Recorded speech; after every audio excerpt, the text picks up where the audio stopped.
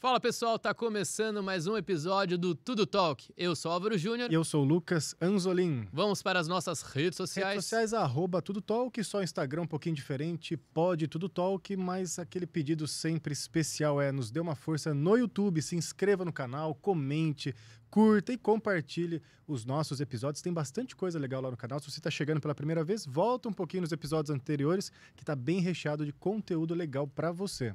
A nossa retransmissão. Rádio Cidade Jundiaí, 730 AM. E agradecer o nosso apoiador Ex-Prevent, uma das maiores corretoras de plano de saúde do interior de São Paulo, que cresceu muito dentro de 1 ano e meio. 1 ano e meio, um crescimento bem exponencial devido ao pós-venda, né, e redução de custo, que é a especialidade deles. Aí, já a gente fala mais dele. Ali na tela já. E o nosso Pix, para quem quiser apoiar o canal, sua ajuda é muito bem-vinda, independente da quantia financeira. Com certeza, ajude o canal aí. E vamos para um tema muito importante hoje. Já tem o material, vai mostrando o material para a turma aí. Meio ambiente. Hoje a gente vai falar com a Associação Mata Ciliar, nominalmente através de Jorge Bélix. O Júnior já está mostrando aí o material bem legal, depois a gente vai explorar melhor, fazer bastante pergunta, ouvir a história da Mata Ciliar, que é bem conhecida não só em Jundiaí, mas acredito que em todo o interior do estado de São Paulo. Recebeu prêmio já internacional, que eu sei. Isso aí, vamos bater um papo sobre tudo isso então. Associação Mata Ciliar, Jorge Bélix, obrigado por ter aceito o convite. Obrigado a vocês, Júnior, Lucas,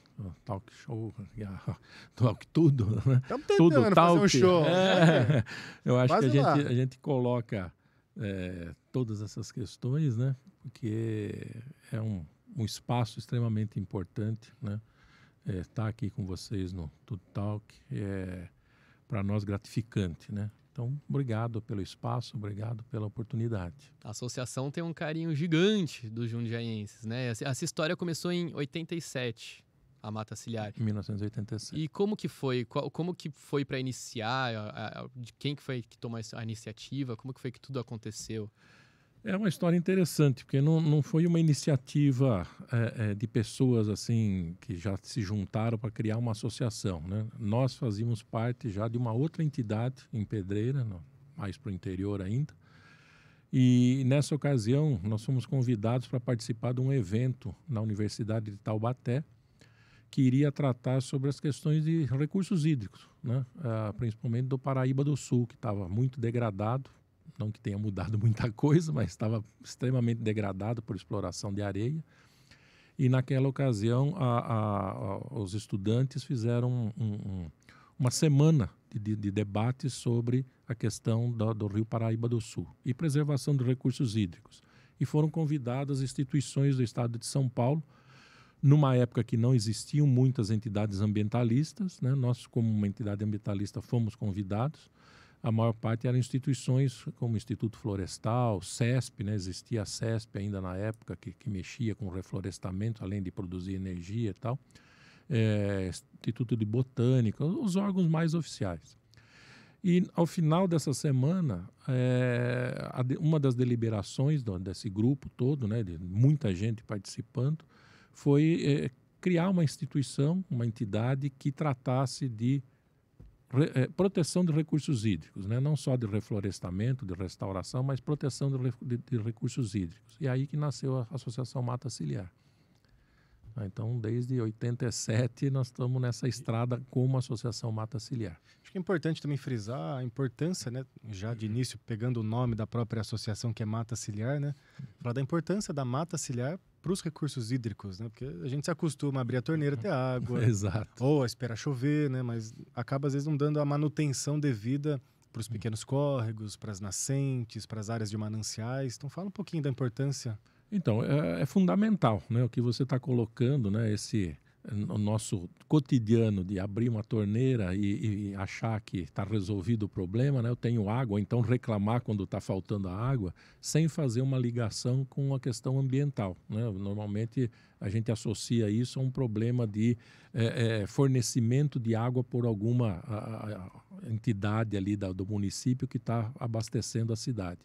Mas não é isso. A água nasce, né, na área rural, ela nasce nas propriedades rurais e ela necessita, né, fundamentalmente de proteção. Proteção do solo, que não é só através de matas ciliares, mas de um trabalho bem feito no solo, mas também das vegetações que existam ali no entorno desses locais, das nascentes, né?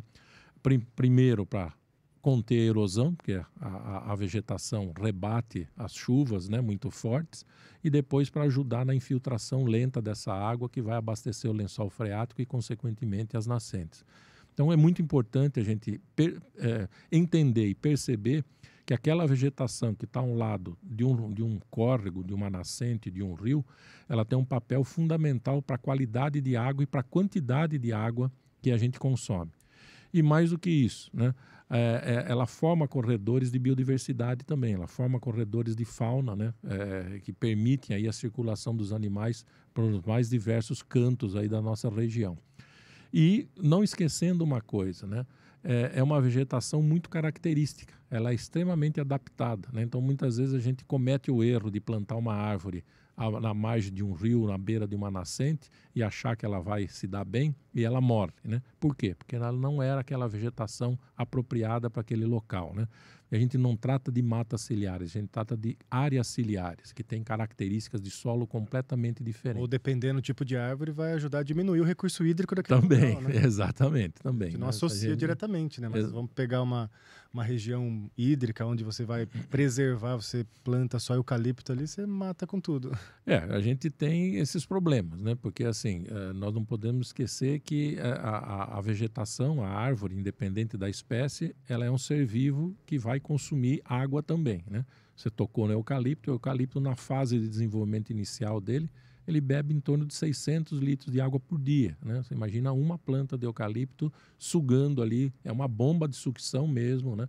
600 litros. Agora você pega aí milhares de hectares de eucalipto numa área, o estrago que acaba ocorrendo, né? Isso realmente é uma realidade. Não, eu não sabia disso não. Como sempre, você é muito bem informado, né, Lu? Saber que o eucalipto consome muita água. Interessante essa informação. Hoje vocês fazem já diversas atividades, mas quando vocês começaram lá em 87, começaram com um princípio. Como que foi essa evolução até chegar em 2023? Na realidade, a mata ciliar ela começou já, não vou dizer com todas as atividades que nós fazemos, mas como eu falei, a gente já fazia parte de uma outra entidade, nós já trabalhávamos com restauração, né? Naquele tempo nem falava restauração, falava reflorestamento. Sim. Trabalhávamos com educação ambiental, trabalhávamos até com reciclagem de lixo, né? Não se falava também nisso, mas a gente fazia reciclagem de lixo, né? Produzíamos verduras e trocávamos com material reciclável, né? E usando a população com maior dificuldade para fazer esse trabalho junto com a gente. E trabalhávamos também com animais silvestres, né? A diferença é que quando nós viemos para Jundiaí, nós viemos em 95 para Jundiaí, nós viemos trabalhar com restauração. Nós viemos trabalhar em uma parceria com o Colégio Técnico aqui, Benedito Storani, né? E para implantar um viveiro escola e aí trabalhar com os alunos do colégio, né, nesse viveiro escola. Só que um ano e pouco depois já começou também o pessoal nos procurar para a questão de animais silvestres. E aí não parou mais também. Aí a partir de 97 nós começamos também em Jundiaí um trabalho com animais silvestres. Tem bastante lá, né? Eu já tive a oportunidade de ir algumas vezes para Mata Ciliar. A primeira vez foi com a escola, na 6ª série. Faz tempo, hein? Era um pipolinho, tinha... Comentei com o pessoal que as fotos ainda eram impressas, sabe? Eram reveladas, né? Que fala. 5 anos atrás, assim, né? Foi muito bacana, foi uma experiência muito legal. Para vocês terem uma ideia, né? Hoje a gente tem perto de 1.500 animais ali abrigados, né? São animais que muitos deles não têm mais condição de voltar à natureza, que sofreram alguma sequela dos problemas que eles encontraram na vida aí, e recebemos muitos animais mesmo, além desses 1.500 por dia, né, que são animais que são tratados, aqueles que têm condição de ser reabilitados para voltar à natureza, e aí a gente faz o retorno também para as regiões de origem. Ontem mesmo nós soltamos uma onça parda, né? Então assim, não foi aqui em Jundiaí, foi numa outra região, mas a gente recebe animais do estado inteiro e, no caso de felinos, do Brasil todo. Trabalho bem abrangente, né? Quais os tipos de animais que vocês têm lá, para o pessoal só ter uma noção? Hoje nós Falo de uma onça, né? Então... Hoje nós temos de onça pintada a beija-flor ou Olha só. aranhas, né? A gente recebe muitos animais de tráfico também, então você tem aranha, tem barata da Amazônia, tem umas coisas. Outro dia nós recebemos um caranguejo, né, de tráfico e tal. Então você tem isso. Mas por curiosidade, nós já recebemos de pinguim a leão, né? Caramba. Então, assim, realmente você tem que estar preparado para tudo, né? E é incrível isso, porque como as pessoas vão tendo a mata ciliar como uma referência, acaba acontecendo isso. Não é uma propaganda que a gente faz, queremos receber animais ou Já virou recebemos. referência, né? Exato. E aí você tem essas surpresas, né? O cara aparece num domingo, Temos num um feriado, com um pinguim dentro de uma caixa com gelo, né? Porque é pinguim, gelo, né? O bicho tava lá, uma hipotermia tremenda. Mas é o nosso dia a dia. E falando em Jundiaí, quais são os animais mais presentes aqui que são naturais da nossa flora? Fauna. Fauna? Flora é flor. Sorry, gente. Fauna. Faz tempo que eu fiz a sexta série. Mas a gente recebe aqui muitas aves, de uma maneira geral, né? Mas como mamíferos você tem, assim, vamos dizer, por épocas, né? Então você tem uma quantidade imensa, às vezes, de gambás que chegam, né? Por quê? Porque é a época de procriação de gambá, né? Não que deixe de receber os outros, mas chega em grande quantidade. Ouriço, né? Aquele porco-espinho, muito, né? Cachorro do mato, muito, né? Capivara, muitas, né? Macacos, né? Saguis ou sauá, bugio diminuiu por conta da febre amarela, que dizimou a população de bugios em todo o estado de São Paulo, mas são as 3 espécies que a gente costuma receber bastante, né? E os animais maiores, como onça-parda e o lobo-guará, né? Chegam também para a gente. A jaguatirica também, que é da região? Jaguatirica, ela exatamente, eu ia falar. Nós já recebemos mais. Hoje já faz algum tempo que a gente não recebe nenhum exemplar. Isso é um sinal, um péssimo sinal para essa espécie, né? A gente recebe muito gato do mato pequeno, e gato mourisco, que é um outro tipo de gato no mato, mas jaguatirica já há um bom tempo que aqui de Jundiaí e do entorno de Jundiaí a gente não recebe. Que coisa. Tem muita domesticalização por parte da população desses animais? Infelizmente, sim, né? A gente tem uma cultura das pessoas quererem ter um animal aprisionado, né? Principalmente aves, mas hoje é muito comum você, principalmente por facilidade de aquisição, as pessoas terem jabutis, terem saguis, né? Terem iguanas, e aí é a iguana brasileira ou a iguana estrangeira, e isso chega em quantidade para a gente também. Isso é legal ou é ilegal? Eu preferia dizer que é imoral, né? Porque, assim, você falar que é legal, é legal. Alguns animais você pode, pela legislação atual brasileira, adquirir e ter esses animais, né? O problema é que grande parte desses animais que, entre aspas, chegam legalmente na mão de um consumidor, vamos chamar também assim, são animais esquentados, né? São animais que foram pegos na natureza e por alguma facilidade aí ele foi esquentado ou com uma anilha falsa ou com uma nota falsa. Então ele se torna legal, né? Só que é um animal que veio da natureza. Que vem de tráfico daí. Muitas vezes não vem de tráfico. Ele fez uma rota de tráfico até chegar num vendedor, mas aquele vendedor esquenta aquele animal e passa para o consumidor como se fosse um animal legalmente adquirido, né? Entendi. Então, hoje na mídia a gente está vendo, né, o caso da capivara filona, que foi obrigada a ser devolvida para o IBAMA e no final acho que acabou que reverteu voltando e ficou com o dono mesmo, né? Então... Infelizmente, né? Porque a pessoa já tem um histórico ali não muito agradável para a fauna brasileira, né? E não é só isso, né? Existe hoje uma polêmica das pessoas falando, mas ele cuida. Não é isso. Animal silvestre não é pet. Animal silvestre tem que ficar na natureza. O animal silvestre, ele em algum momento ele vai expor a sua natureza, né?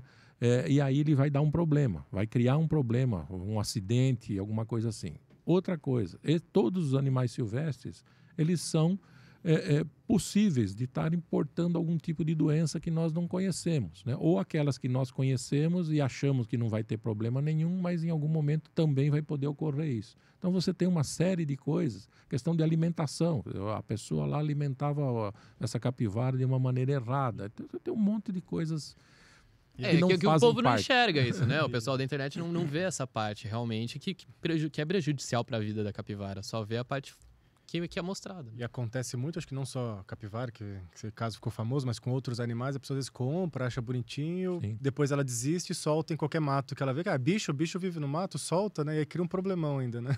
Olha, você tem um problema de espécies que são introduzidas e não são daqui, né? São brasileiras, mas não são da região, e você tem esses animais, o sagui de tufo branco, que a gente tem aqui em profusão na cidade. É um exemplo. Tem todos os fios de poste. Exatamente. Ele é um sagui do Nordeste, é bonitinho. Só que as pessoas não sabem, mas nós temos um sagui aqui, né, que é o sagui da serra, e ele está sendo extinto por conta do sagui de tufo branco, né, por duas razões. Por perder espaço na competição, né, porque é território, e segundo, por cruzamento. E aí você tem os saguis híbridos, né? Então, é um exemplo muito claro que acontece aqui em Jundiaí. Nós estamos extinguindo uma espécie por conta da aquisição, né, ou da proliferação de uma espécie exótica que é brasileira, mas veio do Nordeste. Que coisa, né? Isso daí a gente não faz nem ideia, né? E como isso, você tem uma série de outras ocorrências, né? Você tem animais que são introduzidos, por exemplo, nós já recebemos uma piton, né, que estava solta aqui em Jundiaí, soltaram numa praça. Meu Deus, você imagina o perigo de um animal desse. Né? Bem tranquilo. Super. Na você praça, tropeça, com a né? família, com o seu pet, aí sim. E come o contra, pet. Né? E aí você tem assim o problema de um acidente que pode ocorrer, poderia ter ocorrido, e você tem um problema de um animal que vai dizimar outros, porque ele é extremamente agressivo e ela vai comer outras cobras e outros animais e tal. Deus, né? que me livre encontrar e não um bicho desse. por maldade, né? Porque o instinto dela, é a natureza. Tá no lugar errado, exatamente, na hora errada. Exatamente. O homem que se apropria, né? O animal tá lá antes. Igual fizeram lá no Porto de Suape, no Nordeste, que agora tá tendo um desastre natural lá com os tubarões. Recife tá sendo atacado, você não pode entrar na praia de Recife mais. Então, essas coisas a gente não leva em consideração, né? Muitas vezes você vê o lado econômico ou vê o lado bonitinho, né, da coisa. Eu quero ter lá porque um artista apareceu com um macaquinho e eu quero ter, né? E aí você desencadeia uma série de coisas que vai desde o tráfico que começa lá atrás, né, até um problema ecológico que você traz para dentro da cidade. Ou então um problema que aí a gente chama a atenção da população que está ocorrendo hoje, né? Você tem os seus pets, seu cachorro, seu gato, não cuida bem ou abandona, que acontece também em profusão as pessoas abandonando. Hoje nós estamos tendo muitos problemas com lobo-guará, por exemplo, com sarna, né? Adquirida da onde? Adquirida de cães que eles tiveram contato em algum momento, né? E isso está dizimando a população de lobo-guará na região. Que já é pequena. Que já é pequena, né? E não deveria estar ocorrendo tanto aqui, porque aqui é uma região de Mata Atlântica, apesar de ter aí uma transição com o Cerrado, o lobo-guará não é uma espécie de ocorrência assim, em grande quantidade aqui. Ele teria um ou outro, mas nós temos um bom número desses animais que estão sendo dizimados por sarna, sinomose e parvovirose, né, que são doenças aí transmitidas pelos cães, principalmente aqueles que não têm cuidado dos seus tutores, né? Impacta muitas coisas, né, Júnior? Porra! Não, eu tava pensando aqui, você falou, a gente comentou sobre a domesticalização dos animais e a gente vê que é muito comum isso em países, por exemplo, lá da Dubai, que usam Sim. tigres em corrente. Como que pode isso, né? Eu fico impressionado com esse tipo de coisa. Mas isso é aquela coisa do ser humano se mostrar superior, né? São Paulo tem pessoas que criam leão dentro de casa. Sério? Sério. Né? Meu Deus. Falar uma coisa mais absurda, quem tiver curiosidade pesquisa na internet, mas há não muito tempo atrás tinham zoológicos de seres humanos diferentes. Sim. Que? Sim. Tá. Bem no passado, né? Não agora. Bem no passado. Depende de qual é a sua referência de tempo, Exato, né? mas tinha. Mas tinha, então assim, é um absurdo do absurdo, né? Pessoas confinadas por diferenças físicas ou até mesmo de pele e eram mostradas como se fosse algo exótico. Né? Então, para a questão financeira, não tem limites, né? Infelizmente. Mas isso é bacana a gente trazer à luz, porque, novamente, a internet pode ser um palco para coisas ruins acontecerem. Então, igual você falou, às vezes a pessoa vê lá um influenciador com um pet, entre aspas, que não é pet, e aí acha bonitinho, e isso acaba estimulando até mesmo os crimes. Exato. Os crimes acabam crescendo através disso. E com isso, você cria uma cultura também, todo o trabalho que você faz de educação ambiental, todo o trabalho que você faz até de sensibilização das pessoas, às vezes num programa que é mostrado isso, ou uma pessoa que mostra, quebra totalmente aquilo que você levou anos a estar ali colocando junto à população, né? Como mudar isso? São esses instrumentos, né? São esses espaços que a gente acredita que são possíveis de se promover essa mudança, onde as pessoas buscam um tipo de informação ou buscam até um exemplo, né? Estou assistindo um determinado programa pela internet ou vendo um vídeo na internet e aí ter alguma coisa positiva ali para mostrar, né?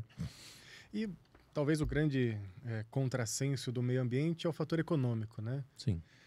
Eu vejo, pelo menos de alguma maneira, que seria interessante unir as duas coisas, né? Porque na hora que o cara lá na ponta da linha, que está perto da mata, ele vê que ele pode ter o seu produto econômico, seja ele qual for, desenvolvido de uma forma sustentável, ele vai querer ir por esse caminho, porque ele vai ganhar para aquilo.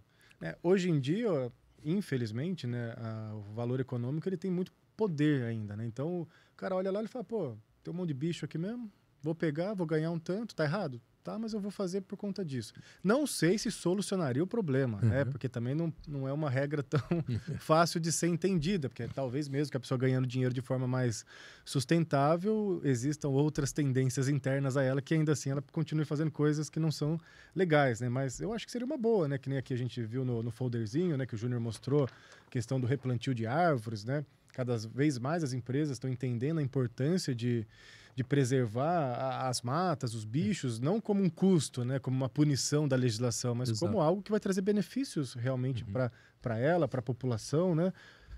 Tem como juntar essas duas coisas? A gente sempre acreditou que isso é possível e é esse o caminho, né? E nós estamos vendo hoje, né, que o que você falou, ele não é só um pensamento que está sendo colocado aí no meio econômico, né, nas empresas, nas instituições financeiras e tal.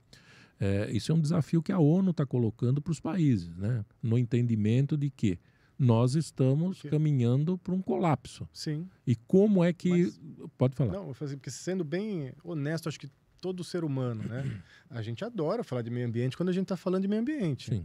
Mas na prática, a gente adora ter a vida que a gente tem. Exato. Com os custos que ela traz para o meio ambiente. Exato. Então fica uma hipocrisia, Exato. né?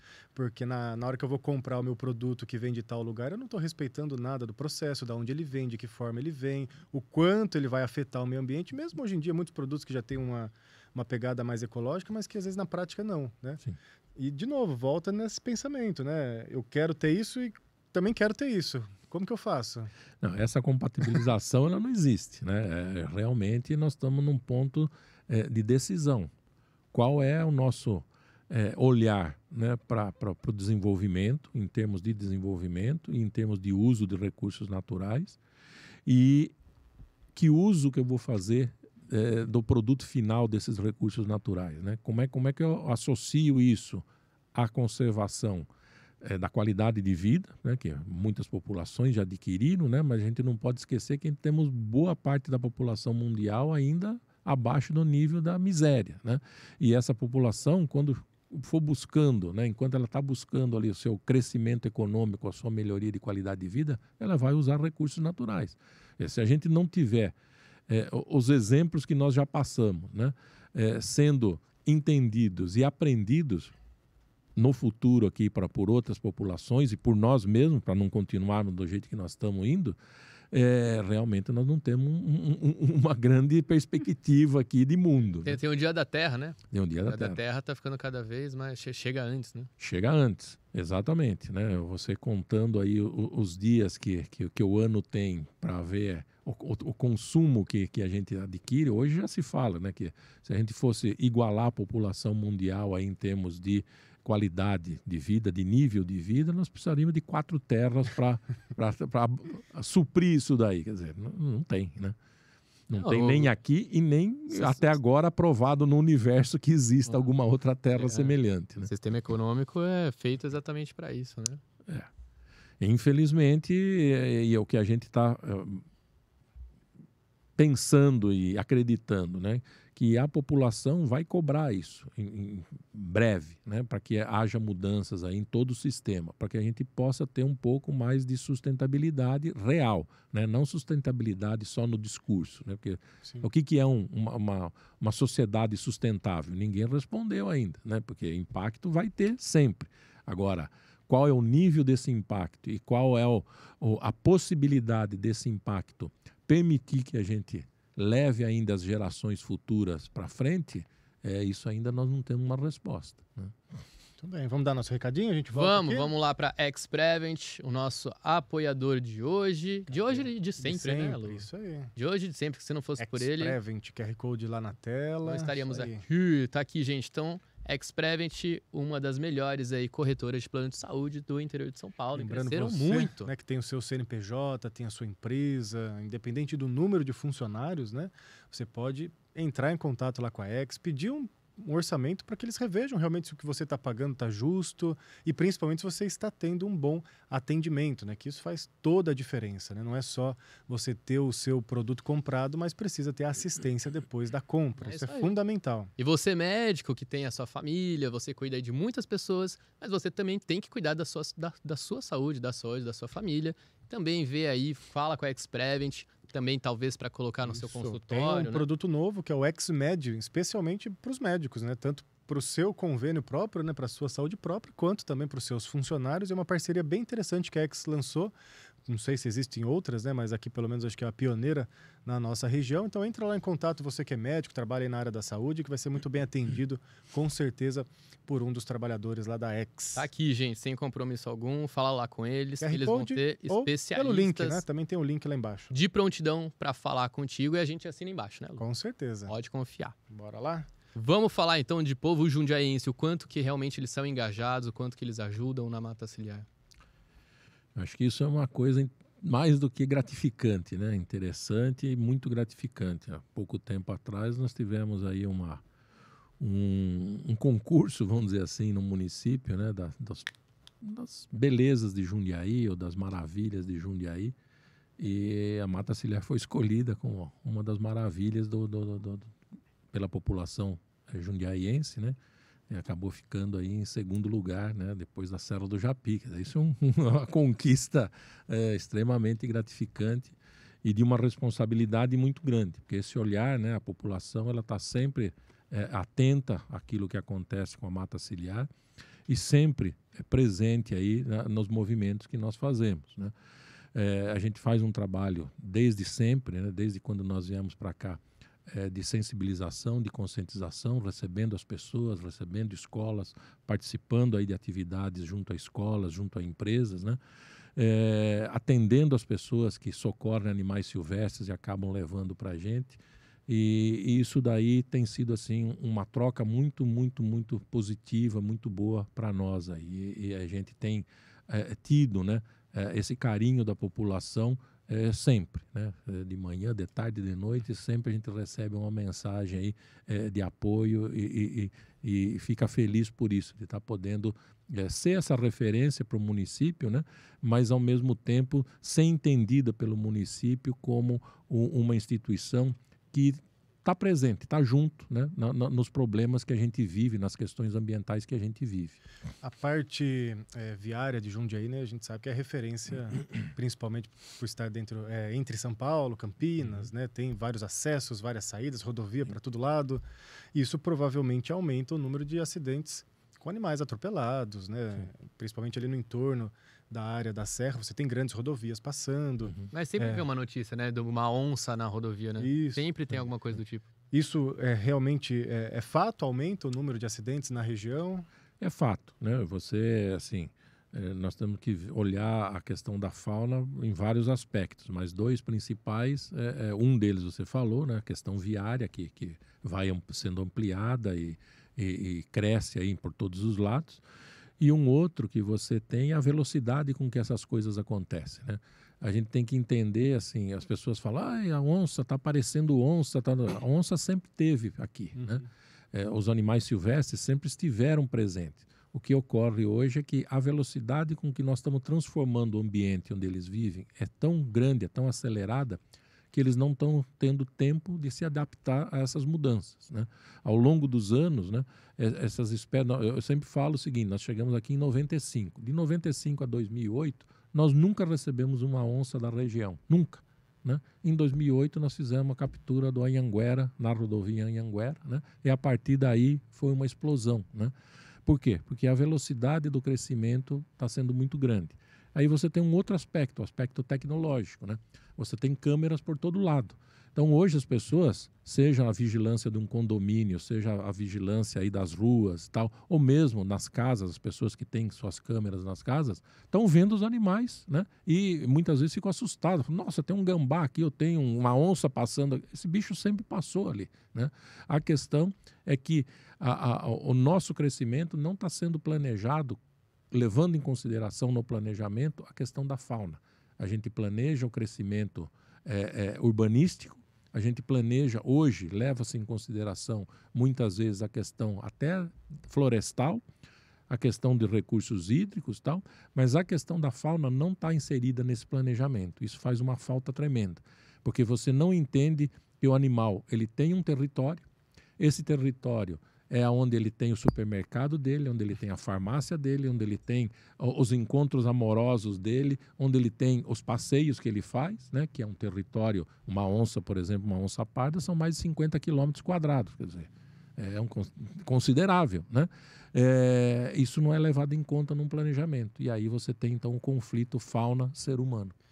Fala de dois animaizinhos aí que ficam mais urbanizados, né? Um já citou a capivara e o gambá. Uhum. O gambá é muito comum as pessoas matarem, às vezes, principalmente quando ele é filhote, achando que é rato, Sim. né? Acontece bastante. E a capivara, né? Porque hoje ela se alastrou na cidade de uma forma muito grande, que para alguns, eu já não entendo muito, acaba se transformando até num problema urbano ou da própria meio ambiente pela quantidade que tem e os lugares que tem, né? Uhum. Então, do gambá, como que você pode orientar as pessoas a não matar, o que fazer com eles? E da capivara, o que se fazer agora com essa quantidade grande de capivara que tem, principalmente aqui na cidade de Jundiaí?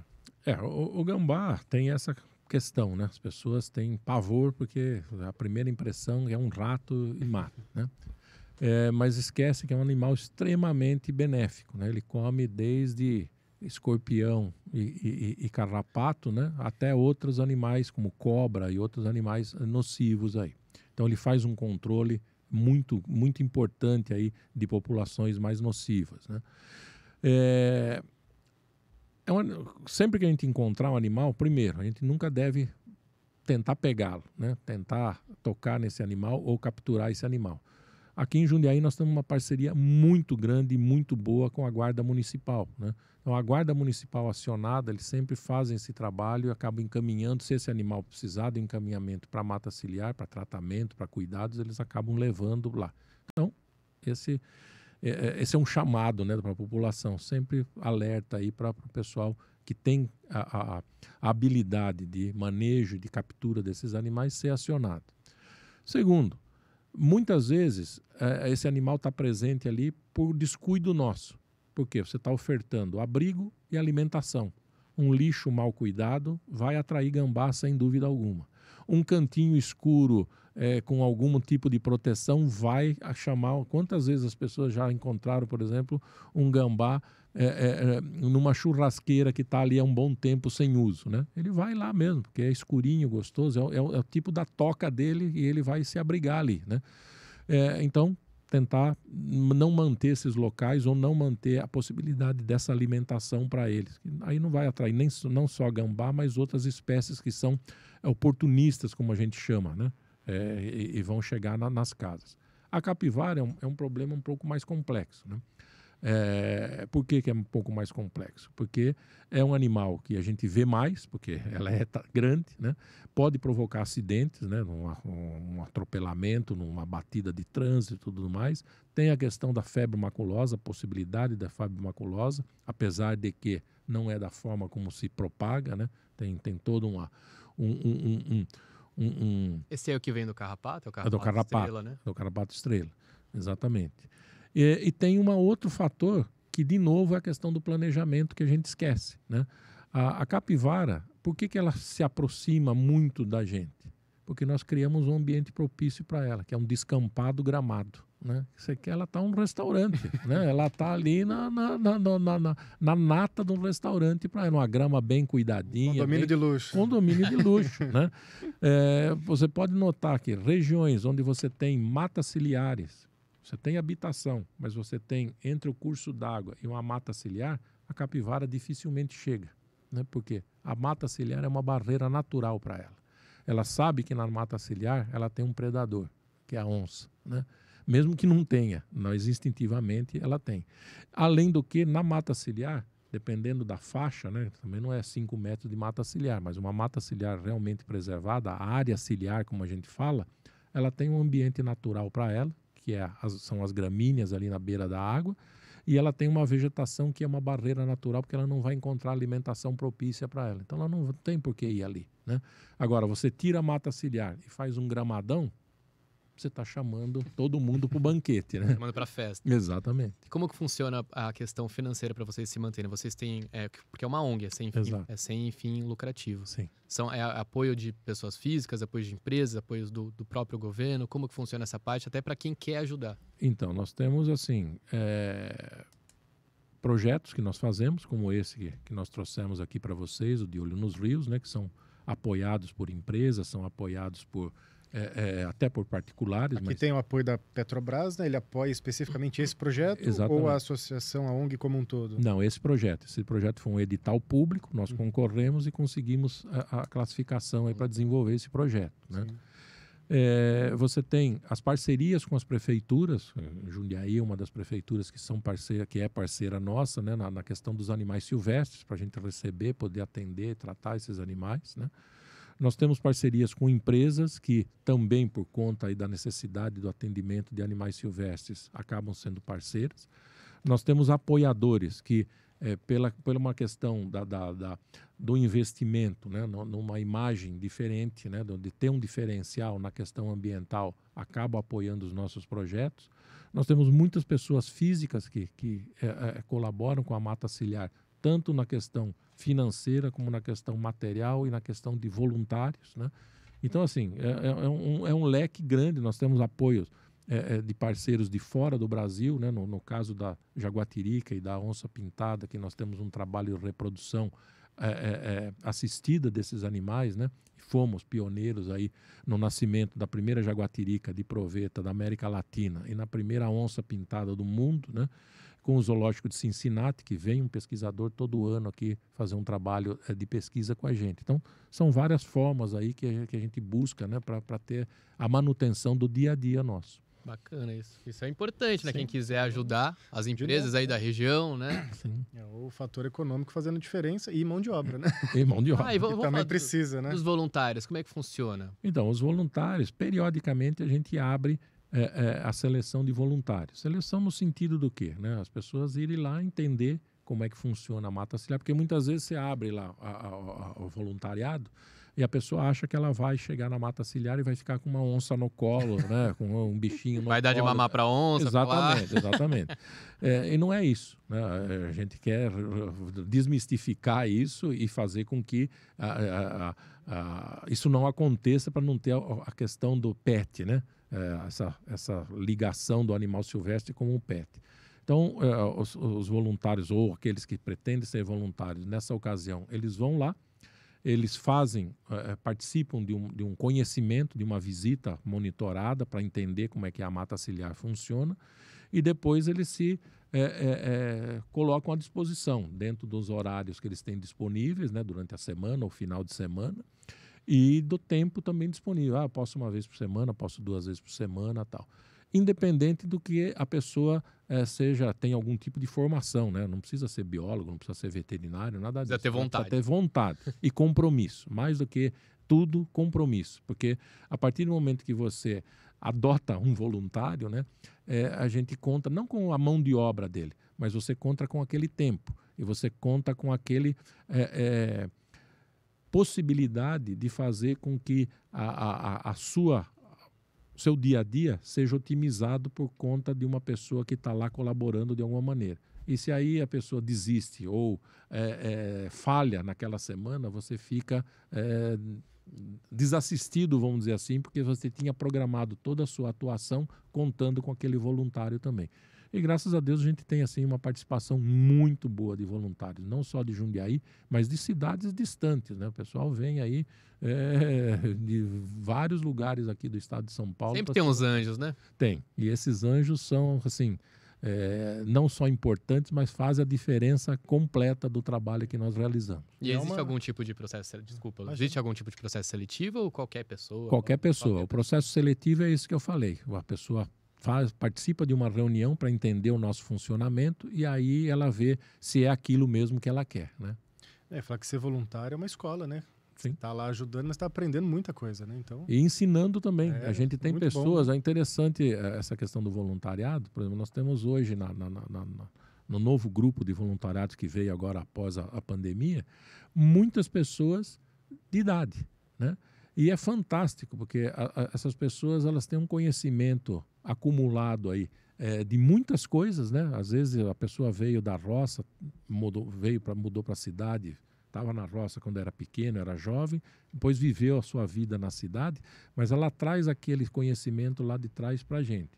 Ou então você tem pessoas que foram urbanas a vida inteira e têm assim, um conhecimento de tecnologia, ou um conhecimento administrativo, ou um conhecimento, assim, de alguma coisa mecânica. Tá? Tem engenheiro mecânico aposentado que estão lá sendo voluntários. O perfil é mais diverso possível, né? E fazem um trabalho fantástico com a gente, né? A gente colocou o Instagram aqui também. Quem tiver interesse dá para entrar pelo Instagram, né? Depois eu vou colocar na descrição do vídeo. Aí tem o contato aqui, né? Enfim, a Associação Mata. Eu já vi aqui que é o Adote um Animal. Umas fotinhas aqui pra gente ir falando um pouquinho sobre também. Tá um destaque. Cadê lá. O Adote um Animal, volta lá. Sobe lá, diretor, que eu já bati o olho. O que é o Adote um Animal? Adote Animal é a possibilidade da pessoa contribuir financeiramente. Ela vai apadrinhar. Ela vai apadrinhar, né? E ela recebe informações periódicas sobre esse animal, né? O que está acontecendo com ele, se está em processo de reabilitação, se ele vai ficar lá, mas como é que ele está vivendo, etc, etc. Bacana. E tem alguma taxa? Pode voltar a telinha aí, diretor, volta aí. De reabilitação, por exemplo, de tantos animais que chegam para reabilitação, tantos conseguem? É uma média que, obviamente, varia de ano para ano por conta das situações que os animais chegam, né? O ano que você tem muito incêndio florestal, aí a taxa cai lá embaixo, né? Mas numa média assim que você pode fazer, você tem o quê? Dos animais que chegam, em torno de 30%, eles têm possibilidade de reabilitação e voltar para a natureza. 30%, 40%. Os outros 30% são animais que vão ficar permanentemente na associação ou alguma outra instituição que a gente consegue destinar, porque as sequelas deles não permitem que eles sejam soltos. E 30% ou 40% desses animais ou eles morrem ou já chegam em óbito, né? Então, é mais ou menos, em todos esses anos que nós atuamos, é esse padrão que mais ou menos tem acontecido. Como eu falei, varia de ano para ano, dependendo das circunstâncias que você está vivendo aí, né? Tem muito animal que chega por maldade do ser humano, muito, um tiro, por exemplo? Muito. Nós tivemos um aumento da caça de 2021 para 2022 em 40%. Meu Deus! De animais baleados. Caramba. E é interessante porque a gente tem feito já há uns 2 anos um trabalho intenso dos animais que chegam com raio-x e às vezes o animal chega, foi atropelado, né? Vou dar um exemplo de um lobo. Esse lobo, ele foi atropelado, ele estava envenenado, né? Ele estava com chumbinho e ele morreu, óbvio. Quando nós fizemos a necrópsia e ainda no atendimento havia sido feito o raio-x, ele tinha uma bala alojada no membro posterior, na pata traseira dele, né? Então, assim, isso tem aumentado, isso falando de tiro, né? Você tem os animais que chegam por armadilhas, né? O cara arma uma armadilha para capivara ou para javali, e aí você vai lá, tem uma onça quase cortada em 2, né? Num arame. Então, assim, são as barbaridades. Isso falando de caça. Aí você tem a maldade do ser humano mesmo, né? nós recebemos alguns anos atrás uma das mais assim absurdas que a gente podia imaginar, né? Um sagui que veio junto, a polícia trouxe o tutor desses saguios, né? Junto. Nada contra, só estou contando a história. Era um tatuador, né? Esse sagui, e a pessoa era inteirinha, tatuada e com piercing. Ele reproduziu a figura dele no sagui, né? Ele tatuou esse sagui inteirinho e colocou piercing nesse sagui inteirinho. O sagui, que todo mundo sabe o tamanho mais ou menos que tem, ele parecia uma bola de futebol. Estava inchado, todo, nossa, obviamente, morreu também, né? Mas, assim, e aí você tem histórias macabras de monte para contar. Ser humaninho, ser humaninho. Ser humano que não tem nada de humano, né? É um ser aí. Voltar um pouquinho aqui para a parte da mata ciliar, da preservação e da recuperação de muitas, né? Quais áreas hoje em Jundiaí ou na região que vocês atuam mais?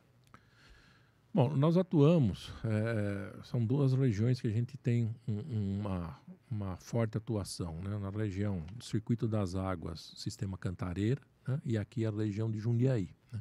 Com características diferentes, né? Na região do Circuito das Águas, Sistema Cantareira, por exemplo, nós temos o projeto de Olho nos Rios que nós estamos fazendo, e aí é um trabalho intenso com produtores rurais, conservação de recursos hídricos, um trabalho com escolas, um trabalho de levar, né, alternativas de renda para dentro das propriedades rurais para melhorar ali a situação e fixar o homem no campo. E fazer com eles, né, a possibilidade da gestão participativa de recursos hídricos, já que a nascente está ali dentro, um córrego está ali dentro, e isso daí depois é que vai para a cidade. Então nós temos que tratar primeiro bem, né, desse recurso hídrico ali onde ele nasce, onde ele está acontecendo mesmo. Na nossa região aqui de Jundiaí e os municípios vizinhos, a característica principal é a questão de animais silvestres, né? O atendimento dos animais silvestres, que se complementam, né? É um trabalho, tanto é que o nosso mascote do projeto é um lobo-guará, né? Então acaba complementando aí o trabalho, né? Vou chamar o diretor lá. Diretor, acorda, diretor. A gente paga seu salário. E dentro disso, então, a questão da fauna ela é importante porque possibilita de nós estarmos recebendo esses animais aqui, mas também de trabalhar a questão de fauna junto aos parceiros do projeto que nós fazemos, né, no Circuito das Águas no Sistema Cantareira. A visitação é aberta para todo mundo que quiser visitar a Mata Ciliar? Como que funciona? Até para o pessoal conhecer um pouco mais o trabalho de vocês mais a fundo. Sim, até antes da pandemia ela era aberta para grupos serem monitorados, né? Todo sábado a gente recebia um grupo de visitantes. Isso parou, nós estamos começando a retomar isso agora, né? Mas a visitação das escolas foi retomada. Então a gente recebe hoje as escolas, né, de novo, dentro da parceria que nós temos aqui com Jundiaí, as escolas do município, mas também recebemos escolas de outras cidades aqui da região, né? E aí são visitas também monitoradas. Empresas vocês recebem? Chegam a fazer excursão também? Fazemos. É bacana. Muitas empresas hoje têm procurado a Mata Ciliar, como eu falei, ou para fazer algum tipo de voluntariado, né? Ou dentro da Semana de Segurança do Trabalho e de Meio Ambiente que eles fazem, aproveitando aí, levam o pessoal nosso para fazer uma palestra e acabam também fazendo uma visita no local. Aqui entra também, eu vi a gestão de carbono, é mais uma questão mesmo do projeto ou entra naquele aspecto dos créditos de carbono? Não sei se a empresa ela precisa fazer algo, ela pode de ela alguma pode maneira também chegar até a mata ciliar. Isso, ela pode também se agregar ao projeto, né, através dessa intenção que ela tem da compensação, né, dos créditos de carbono, né? No caso do projeto, ele está ligado muito à questão da propriedade rural, né? Para o proprietário entender como é que existe o balanço ou não, né, do carbono dentro da produção dele. Dá para fazer bastante coisa, né? As empresas, eu tô vendo aqui cidadão, as poder premiações público. Vocês já receberam? Teve um do Grupo Boticária que vocês receberam, é isso? Sim. E esse foi de... São sempre ligados ou à educação ambiental ou à questão de restauração, né? A gente tem aí um reconhecimento nesse trabalho grande aí. Já foram diversos prêmios, então. Foram alguns. A lista tá grande, que tô vendo de longe aqui, ó. Tá aqui. E o futuro da Mata Ciliar aqui que vocês planejam? Onde querem chegar? Eu acho que a gente procura não planejar muito o futuro, né? Porque dá medo do que vem por aí. Nós procuramos, na realidade, tentar sedimentar um trabalho, né? O olhar que a gente tem é sempre de formação de pessoas, né? E formação de pessoas que possam dar continuidade ao trabalho que nós fazemos. Hoje a Mata Ciliar está em alguns pontos do estado de São Paulo, com pessoas que já passaram pela Mata Ciliar aqui de Jundiaí, e a gente busca fazer com que o nosso trabalho que é feito aqui seja replicado nesses pontos também, né? Para que a gente tenha uma disseminação maior dessa consciência ambiental e da mudança de postura, né, das pessoas com relação ao meio ambiente e especialmente aos animais silvestres. Vocês estão numa área de quantos... Qual que é o tamanho da área que vocês estão? A área que nós estamos utilizando ali da parceria com o Colégio Agrícola dá 33 hectares. Que equivale a quanto em metros? Dá 330 mil metros quadrados. É grande, hein? É grande. Também para abrigar 1.500 animais. Tem que ter um espaço. Tamanho da fazenda do nosso diretor, né? Né, nosso diretor? Ele até se perde lá dentro e diz que não é, não. E para o pessoal que não sabe, onde que fica localizado? Nós ficamos ali em frente ao aeroporto, né, na Avenida Emílio Antonon, número 1000. É fácil, né, de localizar. Nós estamos entre a Dom Gabriel e a Pincinato. Vizinho do Colégio Agrícola, né? Quem vai para o Colégio Agrícola passa ali na nossa área. Eu acho que um dos pontos mais interessantes é a questão das escolas irem lá. Uhum. Porque as crianças são os futuros, é o futuro, né? Então, quanto mais engajado com o meio ambiente elas estiverem desde cedo, melhor, né? Vão formar seres humanos melhores. Eu acho assim, você deu um próprio exemplo, né? Você teve lá na 6ª série e disse que não esqueceu do que viu lá. Eu espero que tenha visto coisas boas. Foi, né? foi coisa boa. Foi coisa boa. Assim. Mas isso a gente vive o dia a dia, né? Outro dia foi até interessante. Eu estava com uma pessoa, o Samuel, que acho que conversou com você. O Samuel não é daqui, mas ele estava com uma camiseta nossa, né? E ele veio e nós estávamos num estabelecimento comercial. E aí estavam numa fila e de repente veio um menino, né? E gritava, mãe, é mata ciliar, mata ciliar. Aí a mãe veio até a gente e falou, meu filho teve na Mata Ciliar outro dia com a escola, tal, gostou muito. E aí ficou conversando e contando. Então, quer dizer, esse retorno é o reconhecimento que a gente vê da população e do trabalho que nós fazemos, né? Não, eu me lembro. Eu tenho muito carinho porque foi a primeira vez que eu vi animais, né? Que a gente só via em Jaguatirica mesmo. Eu vi lá as onças, várias onças. Onça preta. Pintada, preta, A gente tem... Só para você ter uma ideia, só de lobos são 22 lobos que nasceram lá. Então, é muito bicho.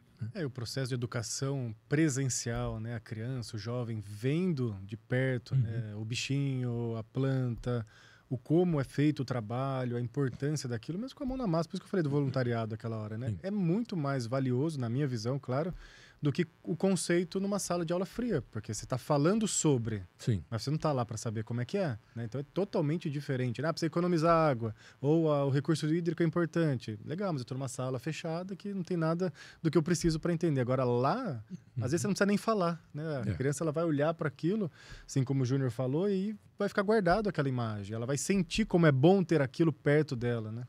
E muitas vezes a criança, ou quem participa lá das atividades nossas, ele acaba interagindo em ações que nós fazemos. Uma soltura de um animal, né? Às vezes você faz junto com uma escola, né? Isso aí a criança nunca mais esquece. E não vai querer mais ter um animal preso em casa ou ver um animal preso. Planta uma árvore, né? Ela vai entender o porquê está plantando aquela árvore e a importância daquilo, não só para ela ou para aquele momento, né? Para o dia da árvore, por exemplo, mas para sobrevivência de um animal, sobrevivência de uma comunidade que esteja ali dependendo dela. Então, essa prática ela é extremamente importante. Com certeza, ela é fundamental para fixar nas pessoas, né, conceitos novos, né, ou conceitos que não deveriam ser novos, mas são conceitos que ela ainda não teve, e para promover também, ou pelo menos contribuir para uma mudança de postura. Esse plantio de árvore é interessante, né? Aí você me ajuda aí, que entende mais do que eu. Mas se for pegar, por exemplo, plantar árvore é legal, né? É que a gente falou, por exemplo, da mata ciliar, mas também plantar árvore em qualquer lugar você pode ter um problema. E até, se eu não me engano, a legislação do município de Jundiaí, você não pode plantar uma árvore em área pública sem autorização. Exato. E não que a gente não faça isso, né? Mas já plantei árvores assim, mas é proibido.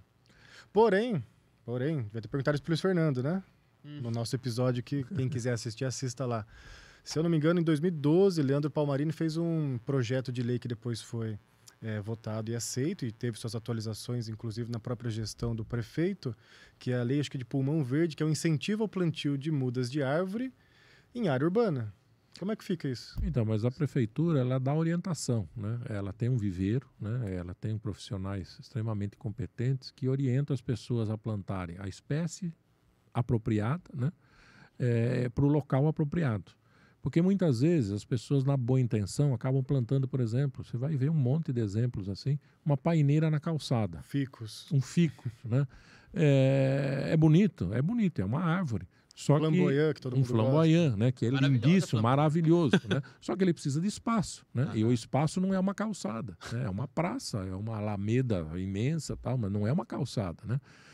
E aí você vai gerando problemas maiores para a comunidade, né? Você tem problema com encanamento, você tem problema com fiação, você tem problema de uma árvore que vai tombar porque ela não está apropriada para aquele local. Então você tem um problema sério se não tiver essa orientação. E o município de Jundiaí tem esse trabalho muito bem feito pelo pessoal do viveiro lá, que consegue não só fornecer essas mudas dentro desses incentivos. É difícil, né? Fornecer, viu? Não, aí... Eu falei que você apertado para ele lá. Aí eu já não posso responder, mas até onde eu sei, eles têm esse trabalho e têm profissionais competentes para fazer essa orientação. Mas é interessante, você vê, tudo tem uma lógica, né? Não é porque... proibir por proibir. Proibir, né? por proibir, ou plantar por plantar. Mas né? tem, por exemplo, a Rua Anchieta, que é cheia de árvore. Isso pode ocasionar futuros problemas? Já que é pode, linda. É que pode, é linda. pode. Aquela rua São é a lindas, rua mais são bonita lindas. de Jundiaí. Então, Já entrou no debate que está acontecendo esses dias aí. Já, o povo discutindo o que faz com a Rua Anchieta. Né? Tá tendo debate isso? Sim. São. Oh. Mas Árvores antigas, É. porém, o que fazemos? Arrancamos tudo, porque a calçada está ruim, a fiação também, algumas estão doentes, ou deixamos lá porque é bonito, né? Então, o que fazer, né? Então, é o caso a caso, né? A pessoa vai ter que fazer um estudo ali, a prefeitura tem que fazer um estudo caso a caso para ver as condições sanitárias. Hoje tem tecnologia para você ver isso, né? As condições sanitárias dessas árvores, que são imensas, né? São maravilhosas, mas é o problema de todas as cidades que tem, né? Uma arborização lá atrás, né? Que não foi planejada, como é esse caso da Anchieta. Você tem ali espécies que não seriam apropriadas para a arborização urbana. Não seriam apropriadas para a arborização urbana, não seriam apropriadas para a condição de calçadas onde elas foram plantadas. Você diz pelo tamanho dela. Pelo tamanho dela. Porque eu vi... E pela largura das calçadas. Saiu uma notícia, e foi em alguma prefeitura que o prefeito plantou um monte de árvore e os carros daí passavam derrapando por causa que a folha era escorregadia. Não sei, eu não vi, não. Começou a causar um monte de acidente. Não vi. Então plantou porque era bonito, mas também tem esse lado também de você ter que ser próprio para o local. Exato. Árvores centenárias, né, que chamam a atenção em Jundiaí, hoje tem menos por conta do tamanho que elas ficaram, né? Se eu não me engano, é da família do Ficus também, que tem ali perto da Ponte Torta, tem um pouco ali perto da Fumas, né? Que são grandes, né? Elas ficam enormes. Seringueira, até o pessoal fala, né? É falsa seringueira, não é falsa seringueira. Que elas são enormes, é maravilhoso aquilo lá, né? Quando foi plantado em épocas passadas. 50 anos atrás. Não tinha também a cidade no entorno, né? Da forma que tem hoje, exatamente. Né? E como é que você planta isso na calçada? E nós tínhamos, né? Até bem pouco tempo atrás, um costume colonial ainda, né, de plantar espécies exóticas, né, porque essa falsa seringueira não ela é asiática, né, o ficus que você falou, ele é asiático. As né? coníferas. As coníferas, de uma maneira geral, o flamboyant é africano, né, então você tem espécies que não são espécies adaptadas também às condições ecológicas nossas, quer dizer, se deu muito bem, vai embora, cresce, né, como o sagui de estufo branco que a gente estava falando. Mas não foi pensado, né? A gente não tinha esse conhecimento e a produção de árvores nativas começou há muito pouco tempo para serem utilizadas em arborização urbana. Esse é um grande segredo simples, né? Reproduz o que já tinha ali, né? Exato. Mas nós sempre reproduzimos o de fora, né? Essa questão cultural de colonizado ficou muito, né? E ainda é muito presente na gente. Tem árvores muito bonitas aqui na região mesmo, né? Não Sim. tô nem a nível Brasil, que também se plantar uma árvore tipicamente da Amazônia. Não. Aqui não vai rolar. Não vai. Da nossa região tem árvores muito bonitas. Exato. É isso. Jorge, muito obrigado. Foi um prazer. Foi uma aula, né, Lu? Sempre foi Sempre uma aula diferente aqui. Deixar eu falar de árvore, eu vou ficar falando aqui. É, Que bom. o pessoal com certeza aprendeu bastante, assim como nós, né? Cada episódio aqui é um conteúdo enriquecedor e você trouxe muito conhecimento pra gente. Obrigado pelo seu tempo. A gente que Obrigado. agradece, né? Em nome da Mata Ciliar, eu tenho que agradecer aí o espaço, a oportunidade que vocês deram. Nós estamos à disposição, né, a qualquer momento, em outros assuntos dentro da questão ambiental, com outras pessoas, com outros colaboradores nossos aí que atuam e têm um conhecimento muito mais profundo do que eu. Mas agradeço a todos vocês, toda a equipe aqui que nos proporcionou esse momento aqui com vocês. O Instagram é facinho, né? Só Mata Ciliar. Depois a gente deixa também no registro, na descrição do vídeo, mas quem já tiver interesse, entrar lá, Mata Quem Ciliar. quiser visitar, os pode ser através do projetos, Instagram mesmo. Pode ser também. Tá, maravilha, É, então. ser voluntário, né? Então, Exato. empresas que queiram apoiar Sim. também. Visitar, né? Visitar. Leva os funcionários para certeza. conhecer, para viver um pouco. Excursão. É, mas tem que ter, por causa do ensinamento. Até entra no SG, é bom para a empresa. Com certeza. É bom isso. E estamos à disposição. Também. Tá lá, só fazer o contato. Muito obrigado. Vamos agradecer também ao nosso apoiador. Agradecer X-Prevent chegando aí na telinha, gente. Lembrando, uma das maiores aí corretoras de plano de saúde do interior de São Paulo. Com certeza, agradecê-los sempre, né? Porque graças a eles estamos aqui pagando o salário do nosso diretor caríssimo. Vai direto para ele. Tá cochilando de novo, dormiu É. lá, pera aí, congelou lá. Então, agradecer. Quem quiser entrar em contato aí com a X, tá aqui. O link também tá na descrição do vídeo. Conversa com ele sem compromisso algum. Principalmente você, médico, tem uma oportunidade muito boa para você lá. Novidade, hein? X-Med. Isso aí. E o nosso Pix também, quem quiser e puder ajudar o canal para manter tudo isso aqui, vocês continuando recebendo conteúdo de qualidade, por favor, faça a sua doação. Qualquer quantia serve. Isso aí. Bora Isso lá? aí, gente. Beijo!